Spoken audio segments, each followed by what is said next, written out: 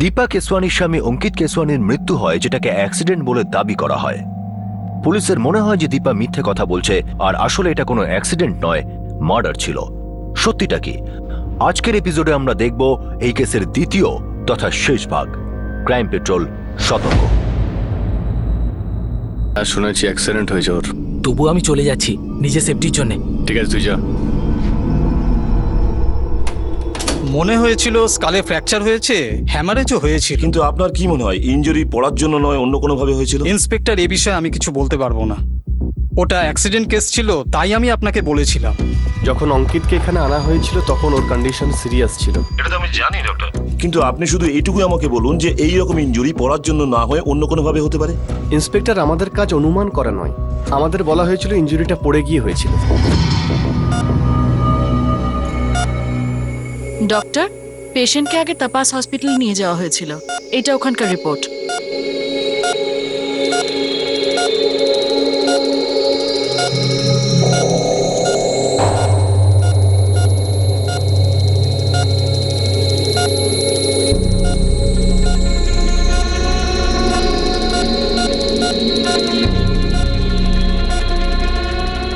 স্কালে বেশ বড় ফ্র্যাকচার আছে। এছাড়া আঘাতটাও খুব গভীর।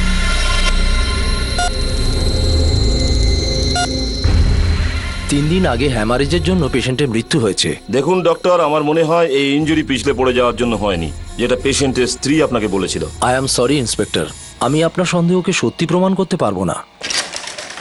স্যার, মানে দীপা আর সুরজ, এদের দুজনে ফোন রেকর্ডস বার করো, আর অঙ্কিতেরও। ইনফ্যাক্ট অঙ্কিতের ব্যাপারেও আমি তার ছোট ছোট ডিটেলগুলো জানতে চাই।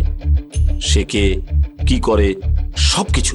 স্যার, পোস্টমর্টেম হলে আমাদের কাছে স্পষ্ট প্রমাণ থাকতো যে অ্যাক্সিডেন্ট না অন্য কিছু।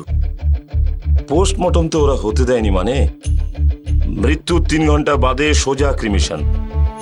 এখন এই সমস্ত ব্যাপারে পোস্টমর্টম আমি করব। মা, আমি ম্যানেজ করে নেব। আমার দেখাশোনা করার কোনো দরকার নেই। তুমি প্লিজ ফিরে যাও। এসব কি বলছিস তুই? এখানে একা থেকে কি করবি? কিছুদিন আমাদের সঙ্গে থাক, ভালো লাগবে। আমি কিছুদিন একা থাকতে চাই।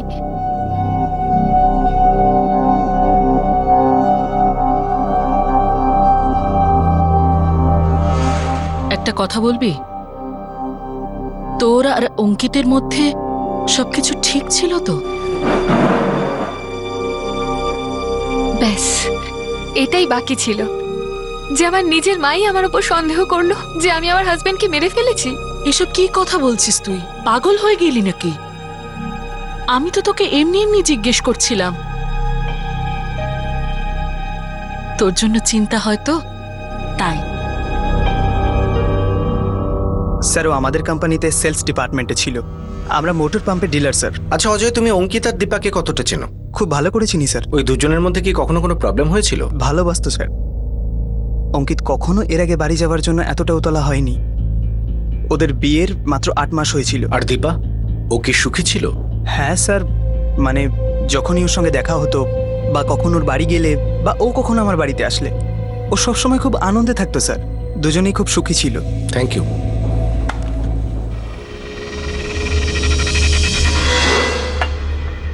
তুই জানিস তুই কি বলছিস? আর সেটাও কার ব্যাপারে? তো তোর কি মনে হয় অঙ্কিত? আমার তোকে এইসব বলতে খুব ভালো লাগছে। তারপরেও তোকে এটা বলছি কারণ আমি খুব ভালো করে জানি আমি কার ব্যাপারে কি কথা বলছি। তুই আমার বন্ধু, তাই তোকে এসব বলছি।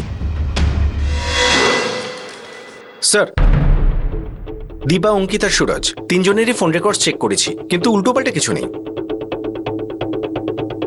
মানে এই দেখো, 5ই জুন রাত 9:30টার সময় দীপাকে একজন ফোন করেছিল, আর তার কথা অনুযায়ী তার স্বামী ঠিক 1 ঘন্টা বাদে বাড়িতে এসে পা পিছলে পড়ে যায়। এটা মোটামুটি সব এক সময়। হ্যাঁ স্যার, এই নাম্বার 4445678 ভার্সিল ল্যান্ডলাইন।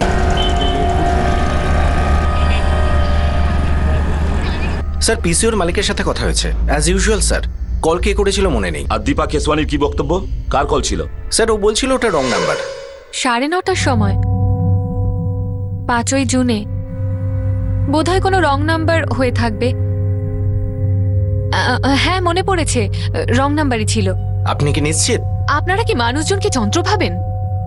ওই রাতে আমার স্বামীর একটা অ্যাক্সিডেন্ট হয়েছিল, 3 দিন পরেও মারা গেল, আর আপনি বলতে চাইছেন যে আমি ওই ছোট্ট রং নাম্বারটা মনে রাখি?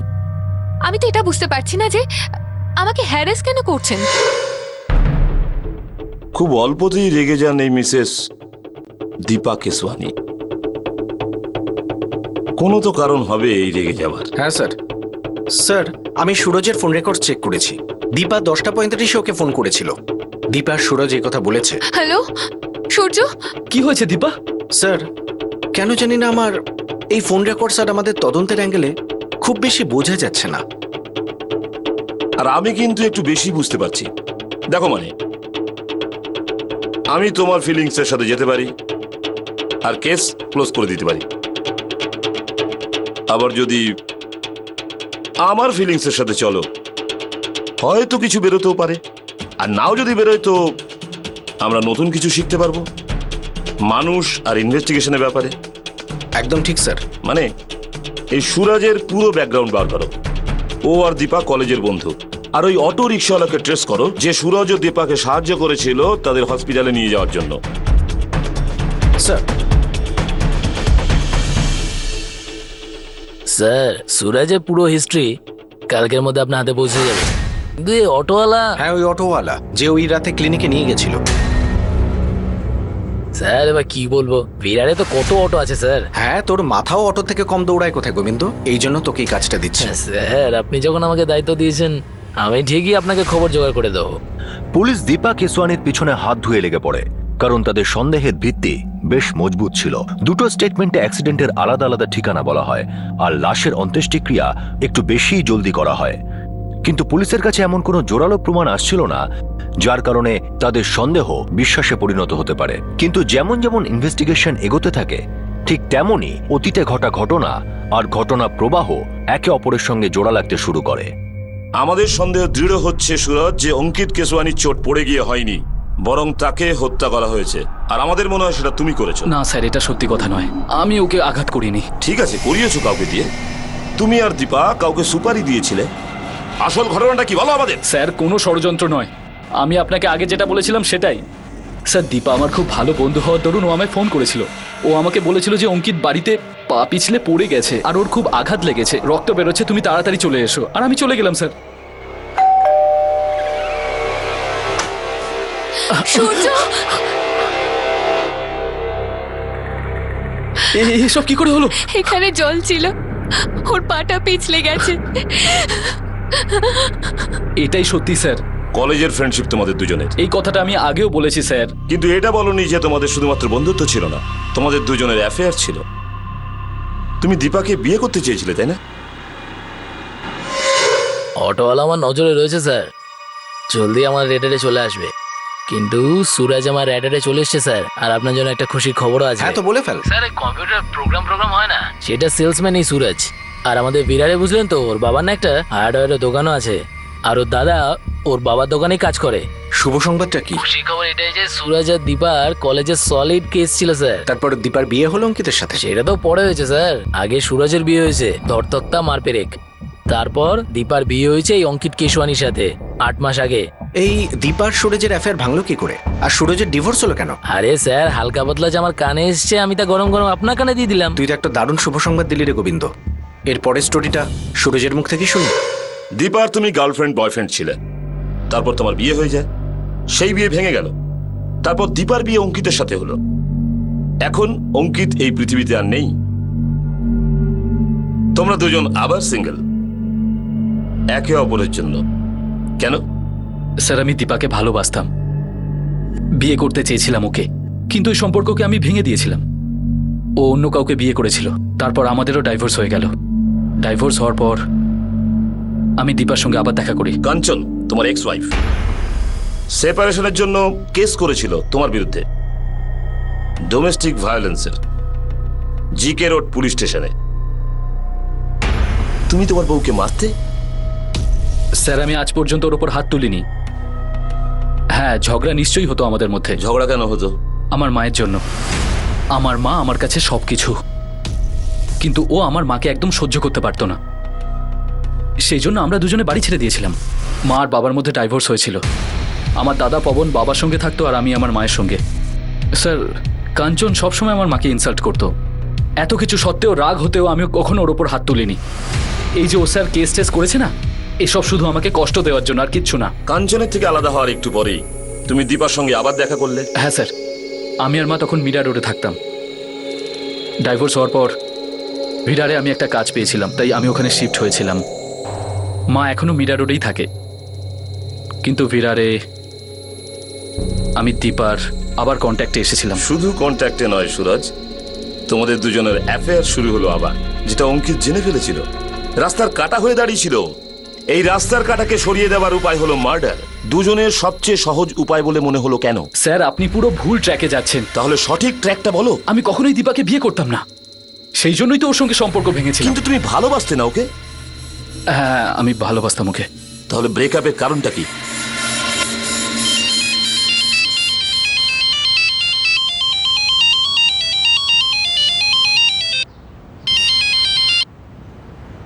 হ্যালো, হ্যাঁ দীপা, বলো না। হ্যাঁ,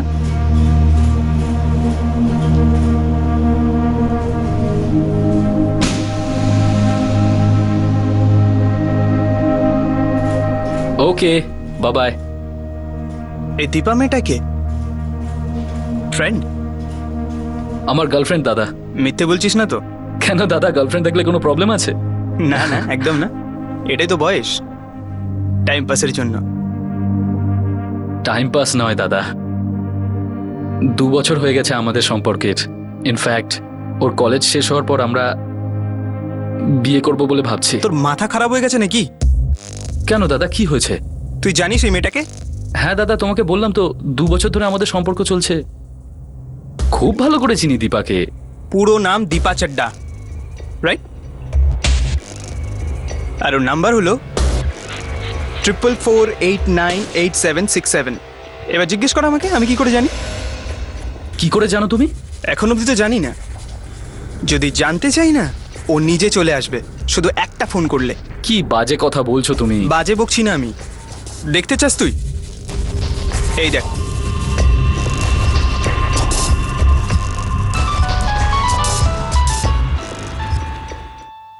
হ্যালো, হাই, দীপা বলছো?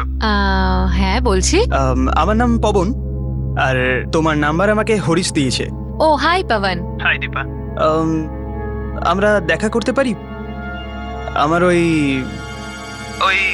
মানে বলতে চাইছিলাম, হ্যাঁ হ্যাঁ বুঝেছি। বলো কোথায় দেখা করতে চাও? আজ রাত দেখা করি? ঠিক আছে। রুম আছে না তোমার কাছে? হ্যাঁ, আমার কাছে আছে।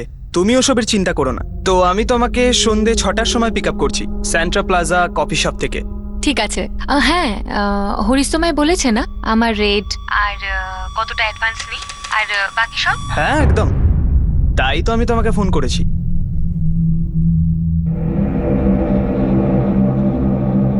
দেখ ভাই, এটা তোর লাইফ, কিন্তু যদি আমি জানি যে মেয়েটা তোর জন্য ঠিক নয়, তো তোকে বারণ করাটা আমার কর্তব্য। বাকি তুই যা ভালো বুঝিস।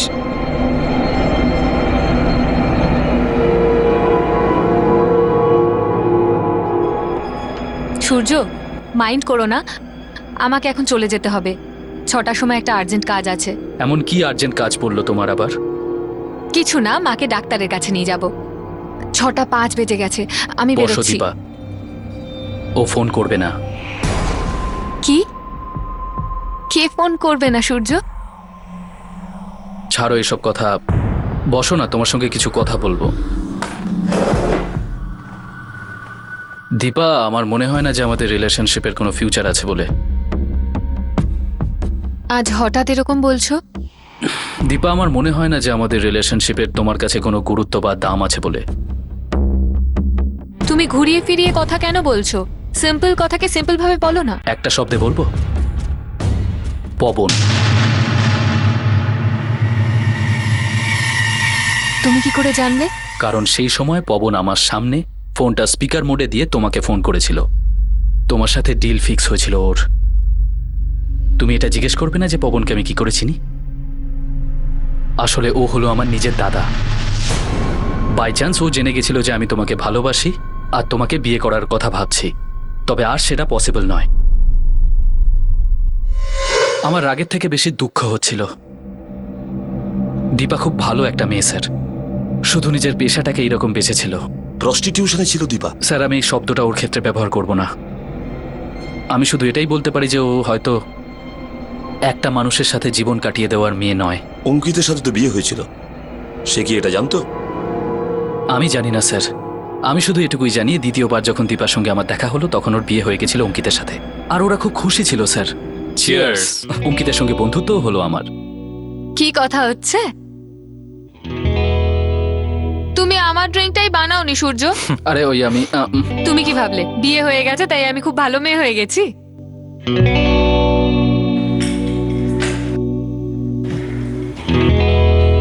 তোমার কি মনে হয় সুরজ, দীপা অঙ্কিতকে মেরে ফেলেছে? না স্যার, আমার সেটা মনে হয় না। স্যার, ও নিঃসন্দেহে অন্যরকম ভাবে বাঁচার একটা মেয়ে। ও নিজেই খুশি থাকে, ও কখনো কারোর এইরকম ক্ষতি করতে পারে না। হতে পারে যে অঙ্কিত দীপার অতীতের ব্যাপারে জেনে গিয়েছিল, দুজনের মধ্যে ঝগড়া হয়েছিল, আর ভুল করে দীপার হাতে অঙ্কিতের মার্ডার হয়ে গেল। তবে এই ব্যাপারে চান্স কম মনে হচ্ছে স্যার, তাও এটা আমি জোর দিয়ে বলতে পারবো না। জানো মনি, আমার কি মনে হয়, এই সুরজ আর দীপার মধ্যে অ্যাফেয়ার বেশ জমে উঠেছিল। অঙ্কিত এই ব্যাপারে জেনে গিয়েছিল, সে দুজনকেই হুমকি দিয়েছিল। এমনও হতে পারে অঙ্কিত দীপার কোনো পুরনো অ্যাফেয়ারের ব্যাপারে জেনে গেছিল, অথবা সুরজ ছাড়া অন্য কারোর সাথে ওকে দেখেছিল। Possible, possible. আবার এটাও হতে পারে যে অঙ্কিত দীপাকে হাতে নাতে ধরে ফেলেছিল, আর তাদের মধ্যে ঝগড়াঝাটিও হয়। আর এই ঝগড়াঝাটির মধ্যে দীপা হয়তো তাকে ধাক্কা দিয়েছিল, হয়তো বা কথা বলার চেষ্টা করেছিল। মারার চেষ্টা হয়তো করা হয়নি, কিন্তু মারা তো গেছে, এই জন্য মার্ডার কেস হবে। হতে পারে স্যার, এই কেসে এখনো আমাদের হাতে কোনো জোরদার প্রমাণ নেই। এই মুহূর্তে নেই, তার মানে এটা তো নয় যে প্রমাণ পাওয়াই যাবে না। প্রমাণ আছে, প্রমাণ আছে। এই মহলেই কোনো পর্দার পিছনে হয়তো কোনো প্রমাণ আমাদের জন্য অপেক্ষা করছে, যে সমস্ত মিথ্যাকে আমাদের থেকে লুকিয়ে রাখছে। মানে ওই অটো ড্রাইভারের ব্যাপারে কিছু খবর পেলে? এখনো পর্যন্ত তো নয়, তবে ভিরারের সব অটো ড্রাইভারের ওপর নজর চলছে।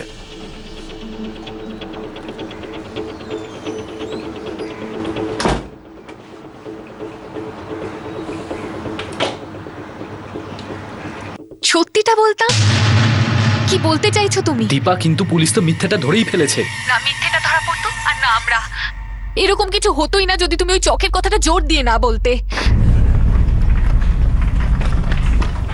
দেখো, যদি ওরা জিজ্ঞেস করে তাহলে ওদেরকে বলো যে বাড়িতে ফেরার সময় অঙ্কিত পা পিছলে পড়ে যায় গুমতি চকে, ঠিক আছে? কিন্তু কেন? আরে সেই সময় তুমি আর অঙ্কিত একাই বাড়িতে ছিলে, সব সন্দেহ তোমার উপর যাবে। ওনারা ওই একটা স্টেটমেন্টের পুরো তিল থেকে তাল করে দিল, ফাঁসিয়ে দিয়েছে আমাদের। দীপা, যত টেনশন তোমার ছিল তত টেনশন আমারও ছিল, কিন্তু এসব তোমার বাড়িতে হতে দেওয়াটা ঠিক হয়নি দীপা। তোমার এই চকের কথাটা তাপস হসপিটালে কেন মনে পড়েনি? আরে আমি কি করে বুঝবো যে তুমি ওখানে গিয়ে বলবে সব বাড়িতেই হয়েছে? দেখো সূর্য, যা হবার হয়ে গেছে, কিন্তু এখন প্লিজ নিজে এমন কিছু করো না বা বলো না যাতে সব উল্টো পাল্টা হয়ে যায়। আমি ওনাদের বলে দিয়েছি, মুখ ফসকে বেরিয়ে গেছে যে অঙ্কিত গোমতি চকে পড়ে গিয়েছিল। দীপা, ওরা এটা কিছুতেই মানছে না। ওরা পুরো সন্দেহ তোমার উপরই করছে। যেভাবে তাড়াহুড়ো করে অঙ্কিতের অন্তিম সৎকার করা হয়েছে না, তার জন্য ওদের সন্দেহ আরো বেড়ে গেছে।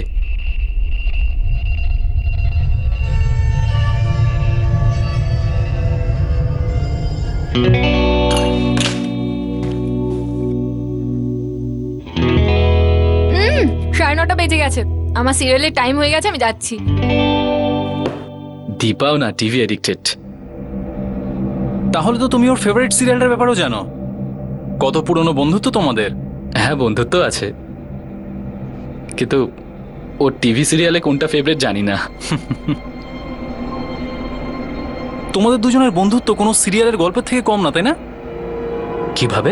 মানে বন্ধু প্রেমিক হয়ে যায়, তারপর তোমাদের ব্রেকআপ হয়, তারপর তোমাদের বিয়ে হয়, কিন্তু তারপরে আবার তোমাদের ডিভোর্সও হয়ে যায়।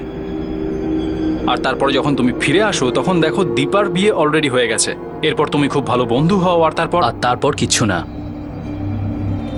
আমরা শুধু বন্ধু, শুধু বন্ধু। দেখো অঙ্কিত, যা চলে গেছে সেটা অতীত, আর চলে যাওয়াকে সবসময় বাদ দিতে হয়। এখন দীপার হৃদয় যদি কিচ্ছু বেঁচে থাকে তাহলে সেটা হলো তোমার ভালোবাসা, আর কিচ্ছু না। প্রত্যেকের মনে না 4টে ভাগ থাকে। আর তোমার প্রিয় বন্ধু দীপার মনে 4টে আলাদা আলাদা লোকের জায়গা আছে, কম করে 4 জন। এই জন্যই তুমি ব্রেকআপ করেছিলে না? তুমি দীপার আসল রূপটা দেখে ফেলেছিলে, জেনে গেছিলে যে ও একজনের সঙ্গে সুখী থাকতে পারে না, আর তুমি সম্পর্ক ভেঙে দিলে।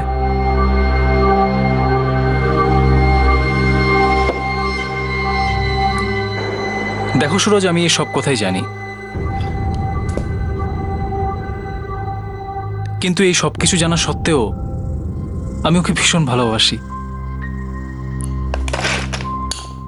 কিন্তু তুমি এসব জেনেও ওকে ভালোবাসতে পারলে না। তোর ভালোবাসা হয়তো আমার ভালোবাসার থেকে বেশি গভীর, আর তোর হৃদয়ও আমার থেকে অনেক বড়। আরে অত বড় নয় রে ভাই। কখনো কখনো মনের কথা মুখে আসতে চায় না, ইচ্ছা করে ওকে বলে দিই তুমি যা করছো সব ঠিক না, সব ভুল। কষ্ট হয় রে ভাই। আমিও তো মানুষ, পাথর তো নই। তুই জানিস তুই কি বলছিস? আর সেটাও কার ব্যাপারে? তো তোর কি মনে হয় অঙ্কিত, আমার তোকে এইসব বলতে খুব ভালো লাগছে?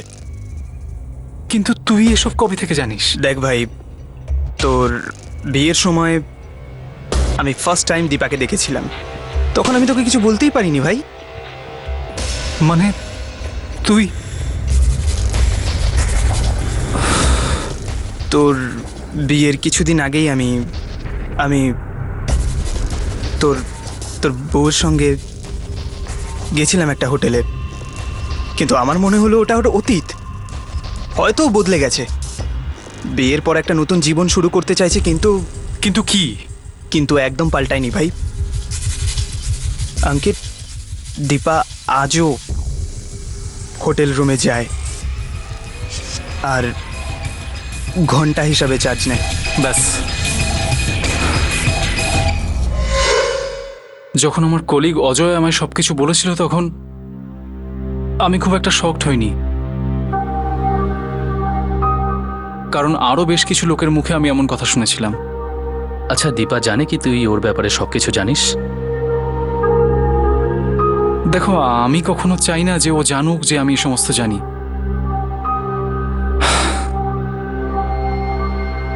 ভালোবাসি ওকে রে, নিজের থেকেও বেশি। কিন্তু যদি এসব কথা জানাজানি হয়ে যায় তাহলে ওর সম্মান নষ্ট হবে। আমি চাই না যে ও আমার সামনে অসম্মানিত হোক। আমি তোমার সঙ্গে এইসব কথা শেয়ার করলাম, আমি জানি তোমাদের দুজনের অনেক পুরনো বন্ধুত্ব, আর কখনো ভালোবাসাও ছিল। আমাদের মধ্যে শুধু বন্ধুত্ব ছিল, আর সেটাই আছে। এই কথাটা আমি তোকে আগেও বলেছি ভাই। বন্ধুত্ব হচ্ছে পবিত্র সম্পর্ক হয় না রে ভাই, অনেক জোর আছে বন্ধুত্বে। এই জন্য বলছি, তুমি আমার একটা উপকার করতে পারবে? তুই যেটা বলবি সেটাই করব আমি। ব্যাস, যেমন করেই হোক তুমি দীপাকে এই জাল থেকে বের করো। ব্যাস, ওর টিভির নেশা না, ছেলেদের নেশা আছে, আর শুধুমাত্র তুমি ওকে এখান থেকে বের করতে পারো, আমি জানি। Can you help me please?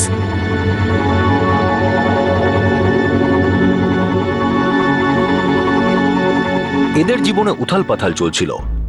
অঙ্কিত, সুরজ আর দীপা তিনজনের পায়ের তলার মাটি সরে যাচ্ছিল। অতীতের বেদনাময় ইতিহাস, বর্তমানের কঠোর সত্য আর ভবিষ্যতের অস্পষ্ট সম্ভাবনা। এই 3 নদীর মাঝে একই নৌকায় সওয়ার এই 3 মুসাফির একে অপরের সঙ্গে চোখ মেলাতে পারছিল না, সত্যের থেকে পালাচ্ছিল। এই 3 জনের সম্পর্কের মধ্যে কি কোনো অ্যাক্সিডেন্ট হয়েছিল, অথবা এমন কোনো অ্যাক্সিডেন্ট হয়েছিল যা পুলিশ এখনো মার্ডার ভেবে চলেছে? শেষ পর্যন্ত এই কেসের রহস্য ইনভেস্টিগেশন টিম ভেদ করে ফেলে।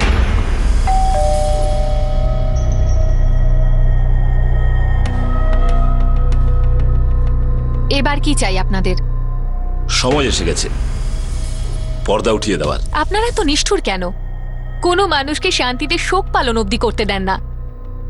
আমি নিজের স্বামী হারিয়েছি, হারানো কাকে বলে জানেন আপনি?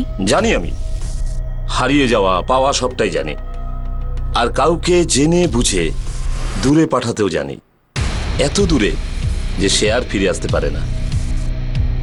দেখুন মিসেস কেসওয়ানি, যখন কোনো অপরাধ হয় না, তখন অপরাধীর কাছের লোক একটা মিথ্যেকে ঢাকার জন্য হাজারটা মিথ্যে কথা বলে আর বলেও দেয়। কিন্তু অপরিচিতের সাথে বন্ধুত্ব কোনো বোঝা হয়ে দাঁড়ায় না, সে সবসময় সত্যি কথা বলে। স্যার ওই যে কলেজে হয় না, পড়ার পরে আরো পড়া, পিএইচডি ফিএইচডি। আমি তো স্যার বিরাটের অটোওয়ালাদের উপর পিএইচডি করে ফেলেছি। ফার্স্ট হলো? First class pass sir.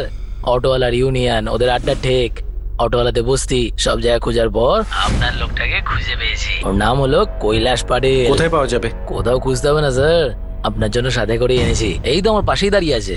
ওকে আমার পাশে চাই, অথবা থানায়, এই মুহূর্তে। 5ই জুন রাতে তুমি তোমার অটোতে একজন জখম মানুষকে হসপিটালে নিয়ে গিয়েছিলে। হ্যাঁ সাহেব, একজন ম্যাডাম ছিল আর তার সঙ্গে একজন ভদ্রলোক ছিল, আর একজন অজ্ঞান হয়ে পড়েছিল সাহেব। ওই যে ম্যাডাম ছিল, সেই জখম মানুষটার স্ত্রী। তার বক্তব্য অনুযায়ী তার স্বামী বাড়িতে পিছলে পড়ে গেছে, তারপর সে চোট পেয়েছে এবং মারা গেছে। আমাদের মনে হয় সে মিথ্যে কথা বলছে, এটা মার্ডার কেস। সাহেব বাচ্চার দিব্যি গিয়ে বলছি সাহেব, আমি এসব কিচ্ছু জানি না। আমি তো ওই সাহেবকে শুধু ডাক্তারের কাছে ছেড়ে দিয়েছিলাম, সাহায্য করেছিলাম আচ্ছা, সাহেব। ওই যে ম্যাডাম ছিল এবং তার বন্ধু ছিল, ওদের দুজনের মধ্যে কথা কি হয়েছিল? কথা তো না, নিজেদের মধ্যে ভীষণ ঝগড়া করছিল সাহেব। কি ব্যাপারে? সেটা তো আমি জানি না সাহেব, কিন্তু এই ম্যাডাম মানে প্রচন্ড ক্ষেপে গেছিল ওই সাহেবের ওপর। তোমার এটা করা উচিত হয়নি সূর্য। আরে আমি কি করে বুঝবো এরকম হয়ে যাবে? তুমি জানতে না, তুমি এটা জানতে না যে অঙ্কিত ঘরে আরে থাকবে? জানতাম না রে বাবা। কি করে জানতে না? তোমার মাথা সব বুদ্ধি চলে গেছিল যে একবার এসএমএস বা ফোন করেও জিজ্ঞাসা করতে পারোনি। চুপ করে বার, অনেক বলেছো। আরে আমি ভেবেছিলাম সব অ্যারেঞ্জমেন্ট তুমি বাড়িতেই করেছো। অ্যারেঞ্জমেন্ট? কিসের অ্যারেঞ্জমেন্ট বলো? হ্যাঁ, ঝগড়াটা কি নিয়ে হচ্ছিল সেটা তো বুঝতে পারিনি সাহেব, কিন্তু এই কথাটা সত্যি যে ওই ফ্যামিলিতে কিছুতে একটা গন্ডগোল ছিল। ওই রিক্সাওয়ালার না কোনো স্বার্থ ছিল, না কোনো লাভ, না কোনো লোকসান। এই জন্য তার মিথ্যে কথা বলার চান্স 0। মিসেস দীপা কেসওয়ানি, এই সব কৃতকর্মের জন্য দায়ী আপনি, আর এই সমস্ত অ্যারেঞ্জমেন্ট আপনি করেছিলেন। ওই অটোওয়ালাটা কিছু বলে দিল আর আপনি মেনে নিলেন? কোন অ্যারেঞ্জমেন্টের কথা বলছেন? ওই সমস্ত অ্যারেঞ্জমেন্টের নাম বলদেব আহুজা। তাজ্জব হয়ে যাচ্ছেন না আপনি? এত বড় সত্যিটা আমরা কিভাবে জানলাম? কিন্তু এটাও একটা সত্যি যে অপরাধীর জেলে গিয়ে উপলব্ধি হয়। আগে হ্যাঁ ম্যাডাম, জেল আপনার জন্য অপেক্ষা করছে, সেখানে গিয়ে আপনি সব কিছু বুঝতে পারবেন।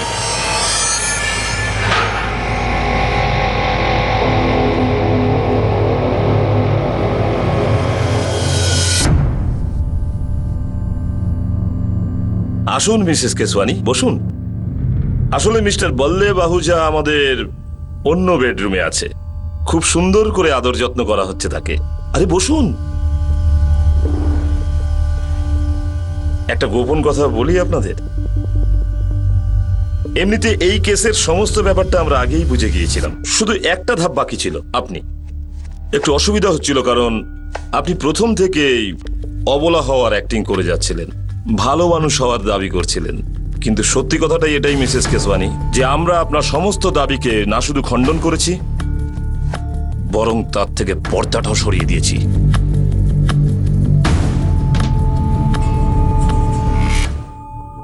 সুরজের জবানবন্দির সাহায্যে পুলিশ এই কেসের লুকিয়ে থাকা খেলোয়াড় বলদেব আহুজার কাছে পৌঁছে যায়। শেষ পর্যন্ত দীপা কেসওয়ানিকেও ঘিরে ফেলা হয় আর সত্যিটা সামনে আসে। অঙ্কিত কেসওয়ানির মৃত্যু একটা অ্যাক্সিডেন্টের কারণে হওয়া সত্ত্বেও একটা মার্ডার ছিল, একটা অ্যাটাক হয়েছিল, একটা ষড়যন্ত্র হয়েছিল। শোনো, শোয়ার আগে দুধের ব্যাগটা দরজায় টাঙিয়ে রাখতে ভুলে যেও না। তুমি সকাল থেকে না 3 বার বলেছো, আর আমি চাইলেও এটা ভুলতে পারবো না। দুধটা কিন্তু গরম করে ফ্রিজে রেখো। আরে শোনো আমার মিষ্টি বউ, তুমি 10 দিনের জন্য বাপের বাড়ি যাচ্ছ, আর আমাকে এমন লেকচার দিচ্ছ মনে হচ্ছে বর্ডারে যুদ্ধ করতে যাচ্ছ। বাপের বাড়ি গিয়ে আমাকে ভুলে যেও না। আরে ভাই, এখন তো তোর সুখের সময়। হ্যাঁ, সেটাও বলতে পারিস। বৌদি কোথায় গেছে বল? 10 দিনের জন্য বাপের বাড়ি গেছে ভাই। 10 দিন তো আমি হেভি মজা করবো। হ্যাঁ, তোর ফোন দেখে তো সেটা আমি বুঝতেই পেরেছি। আচ্ছা ভাই, একটা কথা বলি, কেউ আছে নাকি আইটেম? কি বলছিস ভাই? আরে বোঝার চেষ্টা কর ভাই, কোনো ভালো কল গার্ল, স্কট টাইপ। দেখ ভাই, আমি কোনো হোটেল ফোটেলে যেতে পারবো না, ওই জোগাড় করে দে না ভাই, মানে ওই বাড়িতে এসে 5 স্টারের মতো মজা দেবে আর কি। ওই বলদেব, তুই কি ভেবেছিস কি? হ্যাঁ, আরে না না, আমার কথাটা অন্যভাবে নিস না। মানে আমি বলতে চাইছি তুই হয়তো তোর বাড়িতে ডেকেছিস কাউকে এরকম, বা তোর কোনো বন্ধু, মানে যদি কোনো নাম্বার থাকে আর কি। কি অদ্ভুত কাণ্ড। তোমার স্বামী অঙ্কিত তোমার বেস্ট ফ্রেন্ড সুরজকে রিকোয়েস্ট করে যে আমি আমার স্ত্রীকে খুব ভালোবাসি, ওকে বোঝাও ও পরপুরুষের সঙ্গে যেন না মেশে। আর তোমার বেস্ট ফ্রেন্ড সুরজ কি করে? অঙ্কিতের সাহায্য করার বদলে ও তোমাকে সাহায্য করে। নতুন কাস্টমার খোঁজার মানে ভরসা, মানবিকতা, লজ্জা, এই সমস্ত ব্যাপার তোমরা মোটেই গ্রাহ্য করো না। কি সুরজ? এই দীপা, এই বলদেব হলো আমার খুব ভালো বন্ধু, স্পেশাল ফ্রেন্ড। কিন্তু তোমার এই স্পেশাল ফ্রেন্ডের জন্য কোনো স্পেশাল ডিসকাউন্ট কিন্তু থাকবে না। ওকে বলে দেবে ফুল ক্যাশ অ্যাডভান্সের সাথে। টাকা নিয়ে চিন্তা করিস না, একদম মালদার পার্টি। আসলে ব্যাপারটা হলো ওর বউ কয়েকদিনের জন্য বাপের বাড়ি গেছে, তো বলদেব বাবু একটু মজা করতে চায়। ঠিক আছে, ওর নাম্বার আমাকে এসএমএস করে দাও, তারপর দেখে নিচ্ছি তোমার এই স্পেশাল ফ্রেন্ড কবে আর কতটা মস্তি করতে চায়। Yes darling, when you come, I ready anytime. আজকে রাত্রে ফ্রি আছি, কিন্তু পুরো অ্যাডভান্সটা লাগবে। সূর্য নিশ্চয়ই বলেছে তোমায়। আরে অ্যাডভান্সের কথা কি বলছো ডার্লিং, তুমি শুধু আজকে রাতে এনজয় করো, তোমাকে 10 দিনের অ্যাডভান্স আজকেই দিয়ে দেবো। Okay baby. অঙ্কিত, আমি আজ রাতে একটা ফ্রেন্ডের বাড়ি যাচ্ছি। আসলে ওর কিছু ক্রাইসিস চলছে, সকাল 7টা সাড়ে 7টার মধ্যে চলে আসবো। ওকে?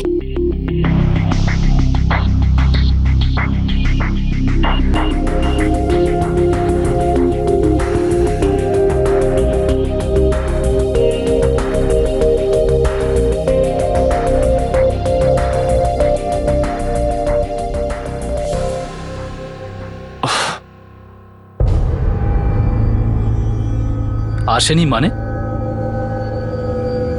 আরে না ভাই, কোনো ইস্যু হয়েছে। এমনিতে ও খুব প্রফেশনাল আরে মেয়ে। কিসের প্রফেশনাল ভাই, 9:30 আসার কথা ছিল, এখন 11:30 বাজে।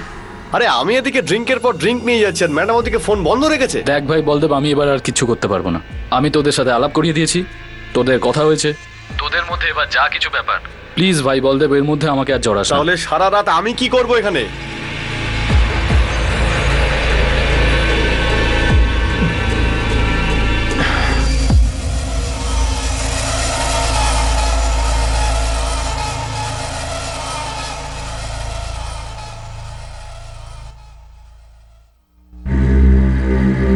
এবার জ্বরটা কমে যাবে।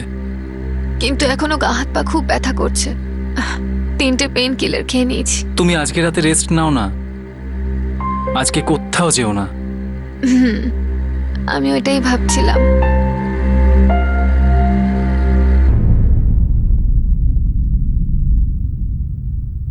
হ্যালো দীপা, এটা কি হলো? সরি বলদেব, আমার শরীরটা খুব খারাপ, উঠতেই পারছি না। আরে একটা ফোনও তো করতে পারতে, আমি 2 দিন ধরে ওয়েট করে যাচ্ছি। তো কি করব, এভাবে আসবো? কি এনজয় করবে তুমি? কাল অবধি আমি ঠিক হয়ে যাব, তারপর আসছি।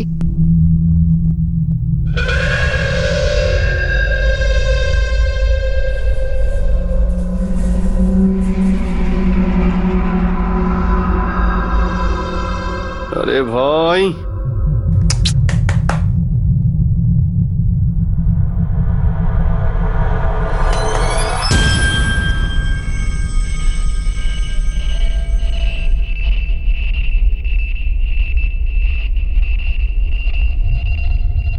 শালার এই ফোনটার আজকেই খারাপ হওয়া ছিল রে। দৌড় দেখাচ্ছি।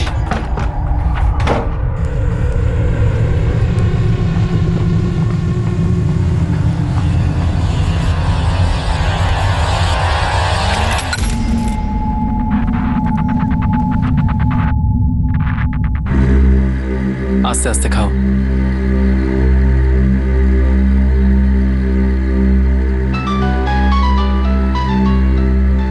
তোমাকে উঠতে হবে না, আমি দেখছি। না, তুমি খাবারটা খেতে থাকো, আমি উঠে দেখছি।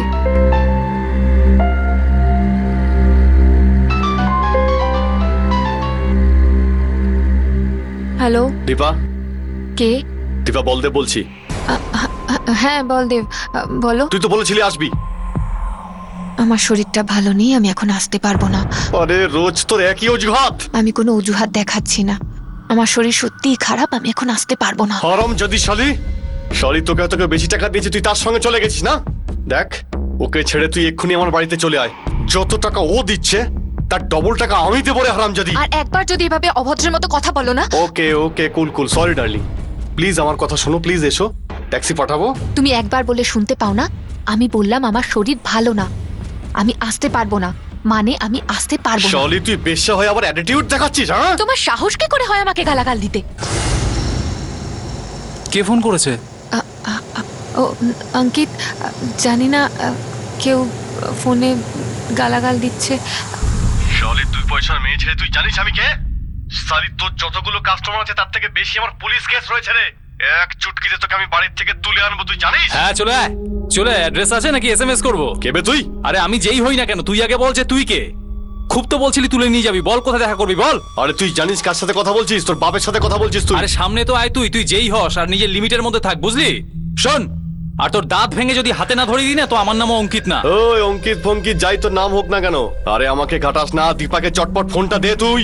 এ শোন, ফের দ্বিতীয়বার যদি এখানে ফোন করিস না, তোকে খুঁজে সেখানেই পুঁতে দেবো সালা। কোনো কুকুরও তোর কবর খুঁজে পাবে না। আবে তোকে ভালোভাবে বলছিস, তুই ফোনটা চুপচাপ দীপাকে দিয়ে দে। এবার কিন্তু সত্যি আমার মাথা গরম হয়ে যাচ্ছে। হ্যাঁ আমি জানিও সব, তোর রাখে কোথায় ঢোকাতে হবে। আরে সামনে তো আয়, রাত তো দূরের কথা, কান্নাও পাবে না তোর, কিছু ভেতরেও আসবে না আর কিছু বাইরেও যাবে না। চল ফট।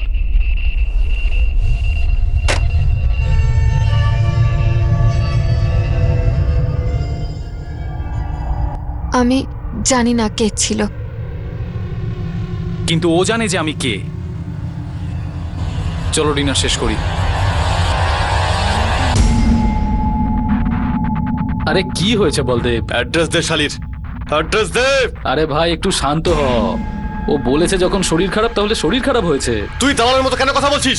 দেখ আমার মাথা গরম হয়ে গেছে, অ্যাড্রেস আমার চাই। তুই আমাকে পাগল মনে করেছিস? তুই এখন এত রেগে আছিস আর তোকে ওর অ্যাড্রেস দিয়ে দেবো? ঠিক আছে, তোকে অ্যাড্রেস দিতে হবে না, আমার কাছে তোর অ্যাড্রেস তো আছে। আমার সঙ্গে একটা লোক নিয়ে গিয়ে প্রথমে তোকে এমন মারবো যে তোর হাড় ভেঙে যাবে, তোকে এমন মারবো, তারপর বাপ বাপ বলে তুই নিজে ওর বাড়িতে আমাকে নিয়ে যাবি। নিজের বন্ধুকে ভয় দেখাচ্ছিস ভাই? তুই জানিস না আমার মাথা গরম হয়ে গেলে আমি সব ভুলে যাই। তুই তো জানিস যে অলরেডি আমি হাফ মার্ডারের জন্য জেলে গিয়েছিলাম। হ্যাঁ হ্যাঁ জানি। তাহলে কি চাস তুই? তোর হাফ মার্ডারের জন্য আমি আবার জেলে যাই? তুই নিজে অ্যাড্রেস দিবি নাকি আমি তোর বাড়িতে নিতে যাব?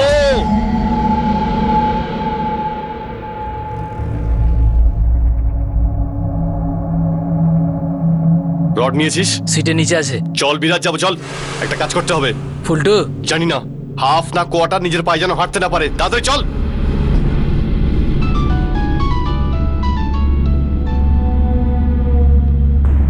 হ্যালো দীপা, বলদেবের সাথে তোর কোনো ঝগড়া হয়েছে? সূর্য, তোমার বন্ধু না একদম নিচু মাপের, থার্ড ক্লাস টাইপের। ও বুঝতে পারছে না যে আমার শরীর খারাপ, আমি আসতে পারবো না, ফোনের পর ফোন করে যাচ্ছে। দীপা, ও আমাকে হুমকি দিয়ে তোর বাড়ির অ্যাড্রেস নিয়ে নিয়েছে। সূর্য, তোমার মাথা তো খারাপ হয়ে যায়নি? তুমি তুমি তুমি ওকে আমার অ্যাড্রেস দিয়ে দিয়েছো? আরে ইয়ার, আমি কি করতাম? আমাকে প্রাণে মেরে দেওয়ার হুমকি দিচ্ছিল ও। আর তুমি আমাকে ঝামেলায় ফেলে দিলে। তোমার মাথা খারাপ হয়ে গেছে। তুমি আমার অ্যাড্রেস কি করে দিতে পারো? তুমি জানো ও বাড়িতে আছে, আর ওর সাথে তর্কাতর্কিও হয়েছে। আমি বলেছিলাম যে রং নাম্বার ছিল। আমি ভয় পেয়ে গেছিলাম রে। তোমার এটা করা উচিত হয়নি। তুমি জানো না আমরা কত বড় মুশকিলের মধ্যে পড়ে গেলাম। তুই একটু ম্যানেজ করে নে না, আমি আসছি।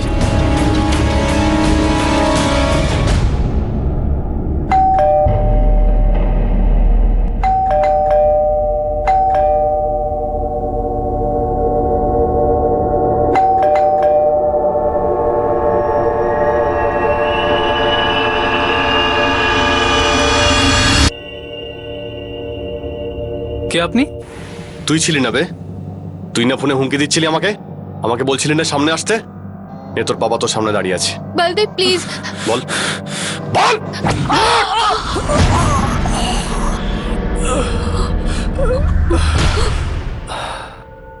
বলদেব দা, এ তো পুরো ফুলটু হয়ে গেল। চলো যাই এখান থেকে, চলো চলো। চল। অঙ্কিত, অঙ্কিত, অঙ্কিত, অঙ্কিত। 70% সত্যি কথা আমাদের সুরজ বলল, আর বাকি বলদেব এহোজা। তো মিসেস দীপা অঙ্কিত কেসওয়ানি, সত্যি এটাই অ্যাটাক হয়েছিল, মার্ডার হয়েছিল, আর আপনি আমাদের থেকে সবকিছু লুকিয়েছেন। আমি এটা চাইনি যে সবাই এটা জেনে যাক আমি কি ধরনের কাজ করি। আপনি যেটা করেন সেটা আপনার স্বামীর জীবন ছিনিয়ে নিল। আমি ওকে বাঁচাবার অনেক চেষ্টা করেছিলাম, আমি বুঝতে পারিনি যে এইসব হয়ে যাবে। যখন আমরা কিছু ভুল করি আমরা কোনো জিনিসের প্রতি ভাবি না, কিন্তু সেটা অবশ্যই হয়ে থাকে। তুমি হয়তো এটা ভাবোনি যবে থেকে তোমার বিয়ে হয়েছে। অঙ্কিত সেটা জানতো তুমি প্রস্টিটিউশনে ইনভলভড। বিশ্বাস হচ্ছে না? নিজের বন্ধু সুরজকে জিজ্ঞাসা করো। কি সুরজ, সত্যিটা বলো। অঙ্কিত সুরজের সাথে সবকিছু শেয়ার করেছিল। ইনফ্যাক্ট ও সুরজের সাহায্য নিচ্ছিল তোমাকে এই চোরাবালি থেকে মুক্ত করার জন্য। ও তোমাকে খুব ভালোবাসতো, আর তোমার এই বন্ধু, এই গুড ফ্রেন্ড, তোমাকে ওই চোরাবালিতে সম্পূর্ণভাবে ডোবানোর চেষ্টা করছিল। আমি এটা বুঝতে পারছি না যে অঙ্কিত তোমাদের দুজনকে বিশ্বাস করলো কিভাবে। ছি!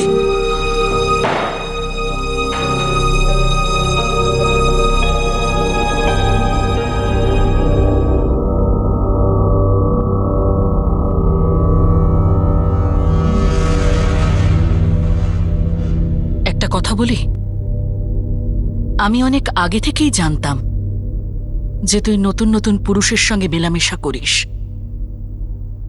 ভেবেছিলাম এটা তোর স্বভাব। ভালো মন্দ যাই হোক, তোর স্বভাবটাই এরকম। কিন্তু কোনোদিন আমি এটা স্বপ্নেও ভাবিনি যে তুই টাকার জন্য শরীর বিক্রি করবি। মা প্লিজ, আমি আগে অনেক অপমানিত হয়েছি, এবারে তুমি প্লিজ শুরু করে দিও না। আমারও কম অপমান হয়নি রে মা।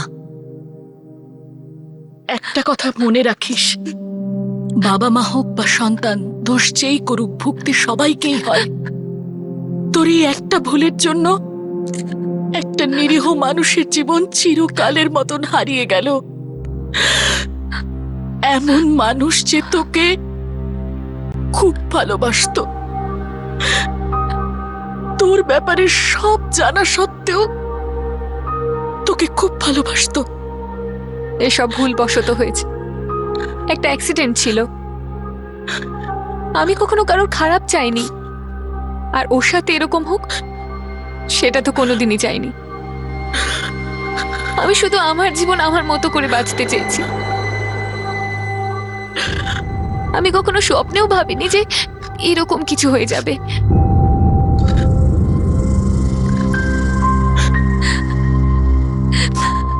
অঙ্কিতার উপর হামলাকারী বলদেবের সাথী মুকেশ এখনো ফেরার। সে একজন হিস্ট্রি শিটার আর পুলিশ তাকে খুঁজছে।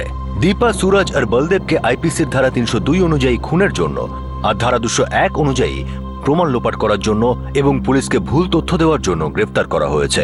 দীপা তাঁর জীবন কিভাবে কাটাতে চেয়েছিল আমরা তার উপর কোনো জাজমেন্ট করতে চাই না, কিন্তু এটা নিশ্চয়ই বলতে পারি যে তার লাইফস্টাইলের কারণেই এই ঘটনা ঘটে, যাতে তার স্বামী অঙ্কিত কেসওয়ানির মৃত্যু হয়। অঙ্কিতের উপর হামলা ভেবেচিন্তেই করা হয়েছিল। উদ্দেশ্য হয়তো খুন করা ছিল না, কিন্তু হামলাকারীরা অঙ্কিতকে শিক্ষা দিতেই এসেছিল আর তাদের হাতে একটা খুন হয়ে যায়। এই মৃত্যুটাকে অ্যাভয়েড করা যেত। একদিকে দীপার ভয় ছিল যে অঙ্কিত যদি তার ব্যবসার বিষয়ে জেনে যায় তাহলে তার বিয়ে ভেঙে যেতে পারে। তাই যখন ফোনে বলদেবের সঙ্গে ঝগড়া হচ্ছিল তখন সে অঙ্কিতের কাছে মিথ্যে বলে আর কলারের আইডেন্টিটি গোপন রাখে। অন্যদিকে ছিল সুরজ কাটারা, যে জানতো যে অঙ্কিত দীপার আচরণের কারণে বেশ ডিস্টার্ব ছিল, কিন্তু সে সাহায্য করার বদলে দীপাকে নতুন নতুন ক্লায়েন্ট দিচ্ছিল। এই ধরনের মিথ্যে কথাতে, এই ধরনের অগোচরে বেইমানি করে কখনো কারো ভালো হতে পারে? জবাব হলো একদমই না। দীপা তার দেহ ব্যবসার সত্যটা নিজের পরিবারের কাছ থেকে, সমাজের থেকে লুকিয়ে রাখতে চেয়েছিল। সেই জন্য সে একটা ঘটনা লুকোতে চেয়েছিল, একটা খুনকে অ্যাক্সিডেন্টের রূপ দিতে চেয়েছিল। কিন্তু অপরাধ কখনো লুকানো সম্ভব নয়। যত লুকানোর চেষ্টা করা হবে ততই তা বেশি করে সামনে চলে আসবে। পুলিশের এই কেসের শুরুতেই কিছু একটা গন্ডগোল মনে হয়েছিল, আর তারা রহস্য ভেদ না করা পর্যন্ত পিছু ছাড়েনি। এই কেসটা শেষ পর্যন্ত নিয়ে যাওয়া হয়। কোন একজন বিখ্যাত ব্যক্তি বলেছিলেন, যদি সত্য বলা হয় তাহলে কিছুই মনে রাখার দরকার নেই, কিন্তু একটা মিথ্যে কথা বললেই সেটা ঢাকতে আরো অনেক দিন ধরে মিথ্যে বলতে হয়। কিন্তু তবুও মিথ্যে ধরা পড়েই যাবে। আপনাদের সাথে আবার দেখা হবে ক্রাইম পেট্রোল সতর্কতে আরো একটা নতুন কেস নিয়ে ততক্ষণ নিজের খেয়াল রাখবেন, সুরক্ষিত থাকবেন, আর মনে রাখবেন মিথ্যের বহু অজুহাত প্রয়োজন, কিন্তু সত্য একাই 100। সঠিক সময়, সঠিক পদক্ষেপ, সতর্ক থাকুন। জয় হিন্দ।